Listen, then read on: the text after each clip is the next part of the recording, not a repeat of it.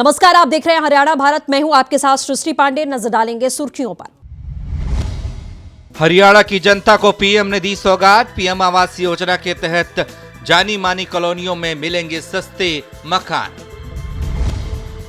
कृषि बिल के विरोध में उतरे किसानों का धरना तीसरे दिन भी जारी। सिंधु बॉर्डर पर डटे हुए हैं किसान।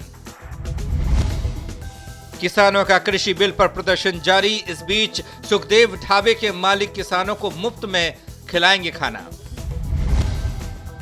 कोरोना की रफ्तार हुई धीमी। एक्टिव केसों की संख्या 21,000 से घटकर हुई 20,970। 24 घंटे में 30 की मौत। किसानों के आंदोलन से हो रहा है भारी नुकसान। सड़क को जाम करने से बर्बाद हो रहे हैं करोड़ों के सेब। शुरुआत करेंगे बड़ी खबरों के साथ। हरियाणा की जनता को पीएम नरेंद्र मोदी ने बड़ी सौगात देने का प्लान बनाया है, जिससे आम लोगों को जल्द ही अब किराए पर घर लेकर रहने के लिए चुकाने वाली मोटी रकम से राहत मिलने वाली है। दरअसल आपको बता दें, हरियाणा में अब रेंट के घर में रहने वालों को पीएम आवास योजना के तहत में शहर की जानी मानी कॉलोनियों में मात्र 2500 रुपए से लेकर 3000 रुपए में किराए पर मकान मिल पाएगा। कृषि बिल के विरोध में उतरे किसानों का धरना आज तीसरे दिन भी जारी है। किसान आज भी सिंधु बॉर्डर पर डटे हैं और पूरी तरह से हाईवे को जाम कर दिया है। उन्होंने अपने ट्रैक्टरों को एक कतार में खड़ा कर दिया। बिल को वापस लेने की मांग पर अड़े हुए हैं। किसानों का कहना है कि बिल को वापस लेने के बाद ही हम धरने को खत्म करेंगे। साथ ही किसानों का यह भी कहना है कि सरकार लाठी मारे या गोली मारे, हम हटने वाले नहीं हैं। सोशल मीडिया पर एक वीडियो जोरों से वायरल हो रहा है, जिसमें एक युवक वाटर कैनन से ट्रैक्टर पर कूदते हुए दिखाई दे रहा है। असल में यह वीडियो हाल ही में चल रहे किसान आंदोलन का है, जहां एक युवक पुलिस की लाठियों को पार करते हुए वाटर कैनन पर चढ़ता जा रहा है और फिर उसे बंद करने के बाद पास के एक ट्रैक्टर पर कूद जाता है। यह वीडियो 25 नवंबर का बताया गया, जब किसान कृषि कानून के विरोध में दिल्ली आने के लिए मार्च कर रहे थे और उन पर पुलिस ने आंसू गैस और वाटर कैनन का इस्तेमाल करते हुए देखा गया था। किसानों का उग्र धरना प्रदर्शन आज भी लगातार जारी रहा है। इसी बीच में मूर्थल का मशहूर सुखदेव ढाबा किसानों को मुफ्त में खाना खिला रहा है, जिसके बाद सुखदेव ढाबे से किसान काफी खुश नजर आए। साथ ही किसानों का कहना है कि ढाबे की इस सहायता से हमारा आत्मविश्वास बढ़ा है। जानकारी के मुताबिक सुखदेव ढाबे में लगभग 2000 से अधिक किसानों के खाने पीने की व्यवस्था की गई थी। इसी बीच में सुखदेव ढाबे के मालिक का कहना है कि अन्नदाता से बड़ा कोई दाता नहीं होता और मूर्थल में किसानों के खाने में कोई कमी नहीं आएगी। किसानों के उग्र प्रदर्शन ने कई इलाकों में अपना डेरा जमा लिया है। आंदोलित किसान टिकरी और सिंधु बॉर्डर पर डटे हैं। हालांकि पंजाब से दिल्ली आए किसानों को बुराड़ी के निरंकारी मैदान पर प्रदर्शन की अनुमति दे दी गई।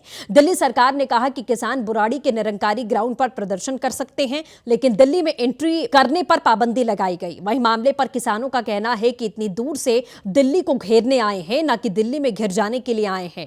तो वहीं कुछ किसान निरंकारी मैदान में पहुंच चुके हैं। हालांकि अब दिल्ली पुलिस ने भी चिंता जताई है कि हजारों की तादाद में किसान आज पंजाब, हरियाणा, यूपी, राजस्थान से दिल्ली की तरफ आंदोलन में हिस्सा लेने पहुंच सकते हैं, जिसके बाद से दिल्ली पुलिस ने अपने सभी जिलों के यूनिट को खास अलर्ट पर लगा दिया है।